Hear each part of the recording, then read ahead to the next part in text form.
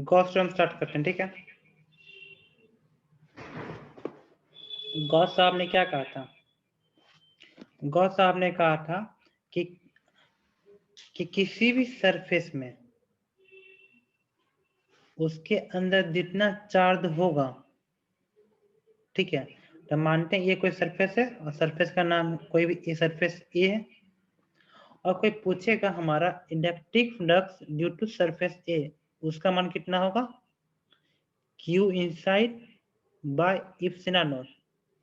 Okay, और दो electric flux का मतलब कितना होता है? Electric flux into area, electric flux into area जो होता है आपका E डॉट ए। ओके, तो इलेक्ट्रिक फ्लक्स को दो तरह से डिफाइन कर सकते हैं। पहला है मैथमेटिकल फॉर्म में डिफाइन कर सकते हैं। तो हमारा जो मैथमेटिकल फॉर्म है वो हमारा क्या है? Dot product of electric field and area vector. और दूसरा क्या है कि electric flux is equal to the Q inside by epsilon naught. Okay, ये हुआ electric flux. Electric flux defined in the two way, ठीक है। तो सबसे पहला जो है क्या लिखेंगे? इलेक्ट्रिक flux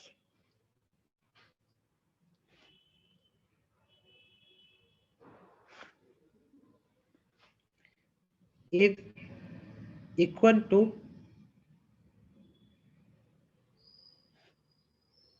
charge inside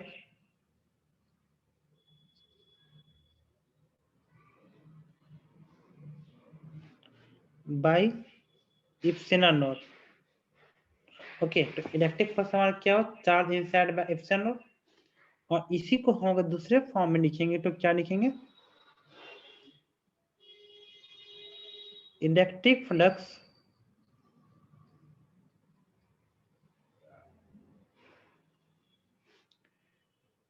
is the dot product of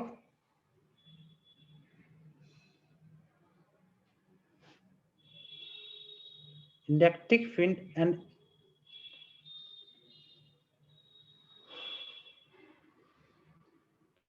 electric field and area vector का क्या है? ये डॉट प्रोडक्ट है।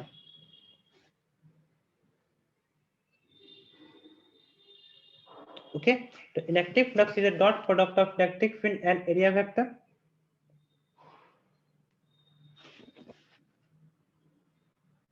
तो ये दो स्टेटमेंट हुआ, ठीक है।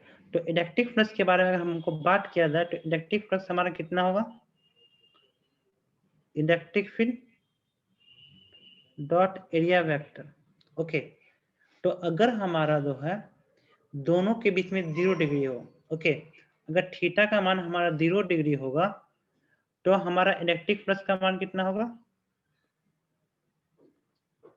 ये cos 0, तो हमारा मान कितना होगा? ये। ओके, और आपको पता होना चाहिए कि एरिया वेक्टर होता है वो क्या होता है? प्लेन ऑफ द पेपर का हमेशा परपेंडिकुलर होता है। ओके, तो area vector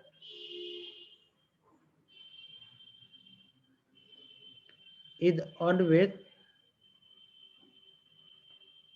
perpendicular to plane of paper.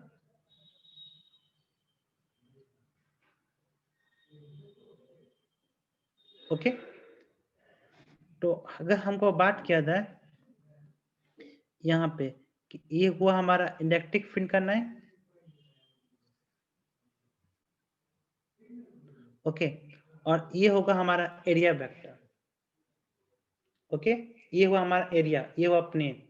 तो हमारा जो इसका एरिया वेक्टर होगा वो किधर होगा? हमारा इधर ही होगा। तो यहाँ पे जो है एरिया वेक्टर क्या है? ये प्लेन ऑफ पेपर है उसका जो परपेंडिकुलर है। प्लेन ऑफ पेपर का हमेशा क्या होता है? परपेंडिकुलर होता है। तो दोनों के बीच में, इलेक्ट्रिक फील्ड के बीच में और एरिया वेक्टर के बीच में जो एंगल होगा वो कितना आ गया हमारा? 0 डिग्री।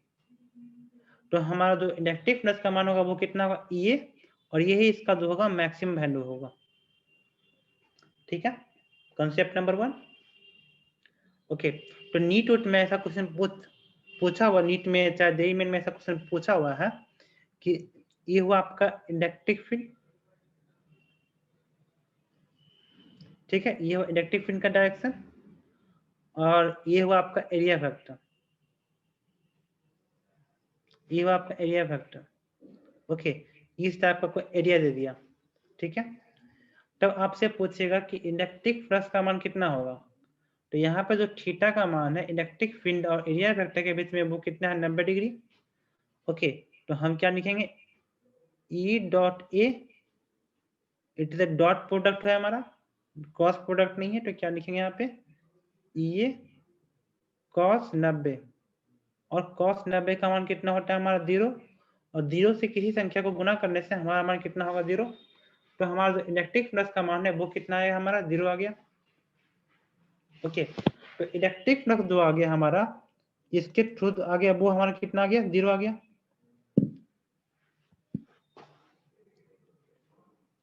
ओके, तो हमारा एक कंसेप्ट मान बन गया एंगल बना, और दूसरा कंसेप्ट है क्या हमारा, कि मानते हैं ये +2 माइक्रोकूलम्ब है, ये -3 माइक्रोकूलम्ब है, ये +1 माइक्रोकूलम्ब है, ये +5 माइक्रोकूलम्ब है।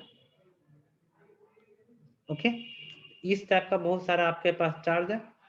ओके, तो हम यहाँ पे बनाते हैं एक सर्किल, यहाँ बनाते हैं, ठीक है, और इसको बनाते हैं हम सरफेस ए, इसको बनाते हैं सरफेस ए। तो हमारा electric flux due to surface A कितना आएगा हमारा, electric flux due to surface A कितना होगा, Q inside by epsilon not, तो हमारा कितना हो गया 5 + 1 डिवाइड बाय एप्सिलॉन नॉट, तो हमारा कितना हो गया 6 बाई एप्सिलॉन नॉट, और इसका यूनिट क्या होगा।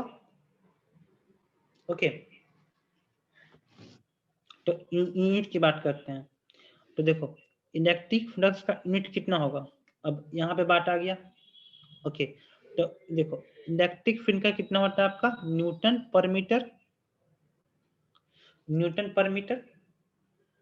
ओके, इलेक्ट्रिक फील्ड का मान मतलब ये हमारा यूनिट है, सॉरी न्यूटन पर कूलम, सॉरी न्यूटन पर कूलम है ना, सॉरी, इसका मान कितना है हमारा न्यूटन पर कूलम, इलेक्ट्रिक फील्ड का मान है, और एरिया का कितना होगा हमारा मीटर स्क्वायर। ओके, तो Newton metre square per coulomb, और यहाँ पे क्या है मैक्रो, जो हमारा चार्ज वो मैक्रो में है, तो यहाँ पे क्या लिखेंगे, micro newton coulomb, macro newton metre square per coulomb, ये हमारा मान आएगा electric flux due to surface से। उसी प्रकार से हम सरफेस बी की बात करते हैं, तो सरफेस बी का हमारा कितना मान आएगा, तो देखो सरफेस बी कोई दूसरा मानते हैं, ये हुआ सरफेस बी, तो सरफेस बी के थ्रू जो होगा हमारा इलेक्ट्रिक फ्लक्स का मान वो कितना होगा, charge inside by epsilon not, तो चार्ज कितना 2 + 1 3 divide by epsilon not, 3 by epsilon not आ गया। ओके, अच्छा दूसरा कोई लेते हैं, ये तो करते हैं -3 और +2। ओके, ये कोई सरफेस लेते हैं, तो electric flux due to surface C. Okay, electric flux due to surface C हमारा कितना होगा,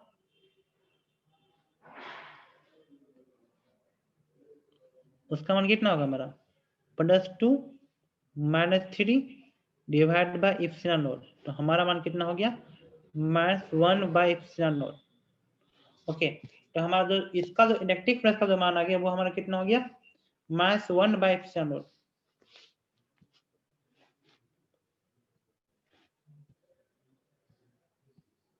ओके, तो यहाँ तक कोई दिक्कत, ये हुआ हमारा एक कंसेप्ट, दो कंसेप्ट, इसका मैक्सिमम कंसेप्ट हो गया। अच्छा, अब आपसे कोई पूछेगा इलेक्ट्रिक डायपोल, हमने पिछली क्लास में 2-3 क्लास पीछे पढ़ाया था इलेक्ट्रिक डायपोल। ओके, हमने आपको चर्चा क्या किया था इलेक्ट्रिक डायपोल के बारे में। ओके, तो इंडक्टिव डायपोल क्या होता है? जब दो को चार्ज जिसका मैग्नीट्यूड इक्वल होगा लेकिन उसका दो होगा नेचर अपोजिट होगा, उसको डायपोल बनते हैं। जब एक छोटा सा दूरी पे रखा हुआ होगा और दूरी को अंतर्निहित 2a मानते हैं, इसको बोलते हैं इलेक्ट्रिक डायपोल। तो कोई भी पूछेगा कि इलेक्ट्रिक डायपोल के कारण इलेक्ट्रिक फ्लक्स का मान कितना होगा, electric flux due to electric dipole. Okay, तो देखो यहाँ पे जो होगा आपका मान इलेक्ट्रिक फ्लक्स, उसका मान कितना होगा, plus Q minus Q by epsilon not. तो हमारा मान कितना हो गया, 0। ये यूनिवर्सल चीज है कि इलेक्ट्रिक डायपोल के कारण जो हमारा इलेक्ट्रिक फ्लक्स होगा वो कितना होगा, 0 होगा हमेशा। तो नोट करके क्या लिख लेंगे हम, इलेक्ट्रिक फ्लक्स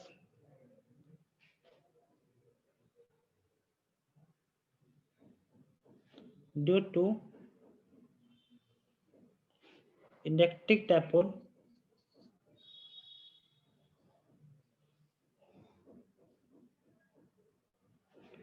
इज ऑलवेज 0। क्योंकि ये तो डिफाइन चीज है ना, इलेक्ट्रिक डायपोल क्या होता है, ये डिफाइन चीज है। तो जैसे ही मैंने इलेक्ट्रिक डायपोल का कहा तो क्या हुआ, दोनों चार्ज सेम मैग्नीट्यूड का होगा और अपोजिट नेचर का होगा, तो नेट चार्ज कितना होगा, 0 होगा। तो हमारा इलेक्ट्रिक फ्लक्स का मान 0 हो जाएगा अल्टीमेटली। यहाँ तक कोई दिक्कत?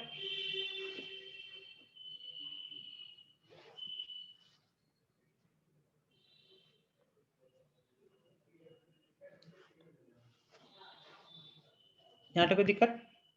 अच्छा, कोई डायमेंशन की बात आते हैं, ठीक है। कोई पूछा डायमेंशन ऑफ इलेक्ट्रिक फ्लक्स कितना होता है,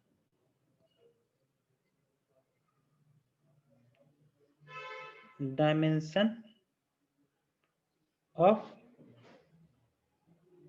इलेक्ट्रिक फ्लक्स।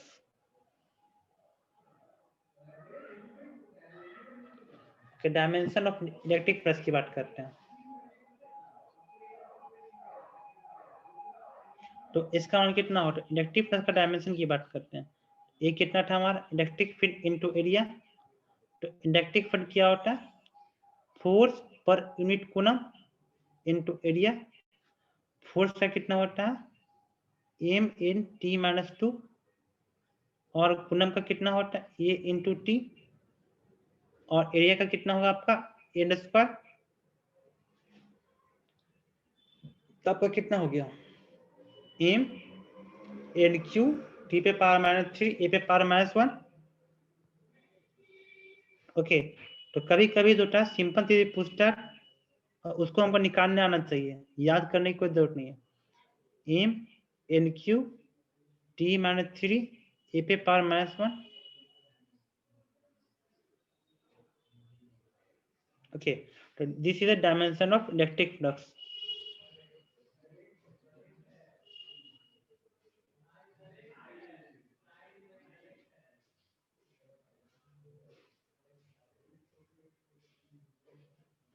ओके, यहाँ तो कोई दिक्कत? और ये जब हम पढ़ते थे ना तो हमको समझ में नहीं आता, गॉस डॉट पढ़ तो नहीं है, समझ तो गए, अब क्वेश्चन कैसे बनेगा। ओके, हमारे सर ने एक एक चीज बताया था कि अगर कोई भी कंडक्टर हो, और बुक में भी दिया हुआ, सर ने बताया था और बुक में भी दिया हुआ, कि कोई कंडक्टर हो और कंडक्टर को मैंने कहाँ रख दिया, इलेक्ट्रिक फील्ड में रख दिया। Okay, this is our conductor, और conductor is place in the electric field. और ये बोर्ड के लेवल से, बोर्ड के नेचर से भी यह क्वेश्चन बहुत इंपॉर्टेंट है कि किसी भी कंडक्टर को हमने रख दिया इलेक्ट्रिक फील्ड के डायरेक्शन में, तो net electric flux through the conductor कितना होगा। ओके, तो यहाँ पे स्टेटमेंट लिखिए, यहाँ पे केस लिखिए, यहाँ पे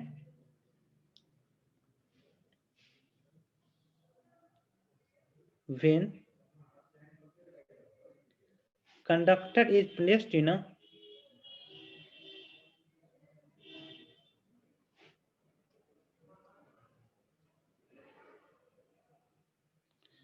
uniform electric field,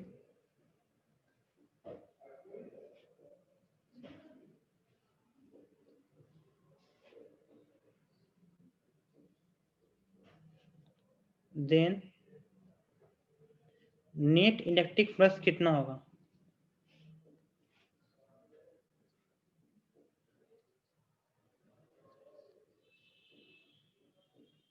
ओके, तो इसमें आपको पता होना चाहिए कि इसमें नेट इलेक्ट्रिक फ्लक्स कितना होगा? 0 होगा। और वो कैसे होगा वो हम पता करेंगे। तो देखो, एक पोर्शन ये बना लो, ठीक है, ये पोर्शन की बात करते हैं। तो इसमें देखो इलेक्ट्रिक फील्ड का डायरेक्शन किधर है? हमारा इधर है।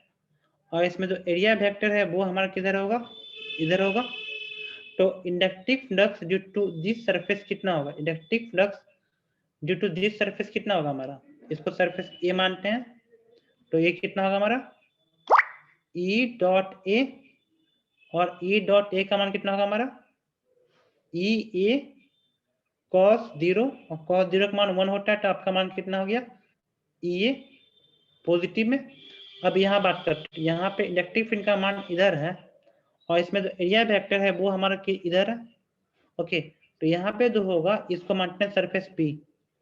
तो यहाँ पे कितना होगा इलेक्ट्रिक फ्लक्स का मान? ई डॉट ए, और दोनों के बीच में कितना डिग्री है? 90 डिग्री, सॉरी 180 डिग्री है। आपका मान कितना होगा? ई ए cos 180, और cos 180 का मान कितना होता है? -1। आपका मान यहाँ पे कितना हो गया? -e है। ओके, और तीसरा एक कर्व सरफेस है। तो इसमें जो है इलेक्ट्रिक फील्ड का मान किधर है हमारा? इधर है। इलेक्ट्रिक फील्ड का मान हमारा किधर? इधर है। और हमारा इसमें जो एरिया वेक्टर है वो किधर है? इधर है। तो यहाँ पे इलेक्ट्रिक फील्ड और एरिया वेक्टर के बीच में कितना डिग्री है? 90 डिग्री है। इसको मानते हैं सरफेस सी। ओके, तो यहाँ पे जो होगा हमारा इलेक्ट्रिक फ्लक्स का मान होगा वो कितना होगा हमारा? E dot A